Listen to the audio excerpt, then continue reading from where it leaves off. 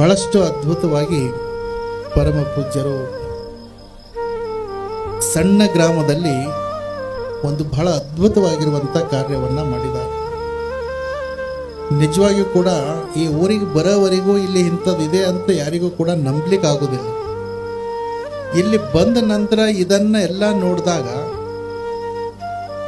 ನಾವು ಮನಕ್ವಾಡದಲ್ಲಿದೆಯೋ ಏನು ಬೆಂಗಳೂರಿನ ಒಂದು ದೊಡ್ಡ ಸಂಸ್ಥೆಯಲ್ಲಿ ನಾವು ಇದ್ದೇವೆ ಅನ್ನುವಂಥ ಭಾವನೆ ಇವತ್ತು ಬರ್ತದೆ. ಅಂದರೆ ನಾವು ಬೆಂಗಳೂರಿನಂಥ ದೊಡ್ಡ ದೊಡ್ಡ ಪಟ್ಟಣಕ್ಕೆ ಹೋಗಿ ಆ ಒಂದು ಸಂಸ್ಥೆಯನ್ನು ನೋಡಿ ಖುಷಿಯನ್ನು ಪಟ್ಟು ಬರುವಂಥದ್ದು ಅದು ನಿಜವಾದ ಸಂತೋಷ ಅಲ್ಲ.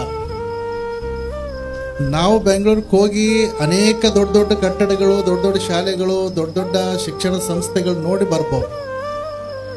ಆದರೆ ಪರಮ ಪೂಜ್ಯರು ಒಂದು ಸಂಕಲ್ಪವನ್ನು ಮಾಡಿದ್ರು, ನಾನು ಬೆಂಗಳೂರಿಗೆ ಹೋಗಿ ದೊಡ್ಡ ಸಂಸ್ಥೆಯನ್ನು ನೋಡಿ ಬರುವಂಥದ್ದು ಬೇಡ, ಆ ಬೆಂಗಳೂರಿನ ದೊಡ್ಡ ಸಂಸ್ಥೆನೇ ನನ್ನ ಹಳ್ಳಿಗೆ ತರಬೇಕು ಅಂತ ತಿಳ್ಕೊಂಡು ಇವತ್ತು ಮಣಕವಾಡದಲ್ಲಿ ಇಂಥ ಅದ್ಭುತವಾಗಿರುವಂಥ ಕಾರ್ಯವನ್ನು ಮಾಡಿದ್ದಾನೆ.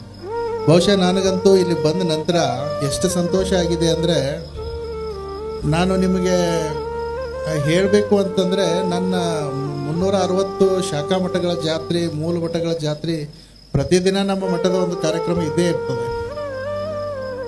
ನಮ್ಮ ಮಠದ ಜಾತ್ರೆ ಒಳಗೇನು ಕೂಡ ಇಷ್ಟೊಂದು ಸಮಯನ ಯಾವ ಮಠದಾಗೂ ಉಳ್ಕೊಂಡಿಲ್ಲ. ಆದರೆ ಮನಕವಾಡ ಗ್ರಾಮದಲ್ಲಿ ಉಳ್ಕೊಂಡಿದ್ದೇನೆ ಅಂತಂದರೆ ಪೂಜ್ಯರು ಮಾಡಿರುವಂಥ ಈ ಕಾರ್ಯ ನಾವು ಇವತ್ತು ಬಹಳಷ್ಟು ಅಭಿಮಾನವನ್ನು ಪಡಬೇಕಾಗ್ತದೆ.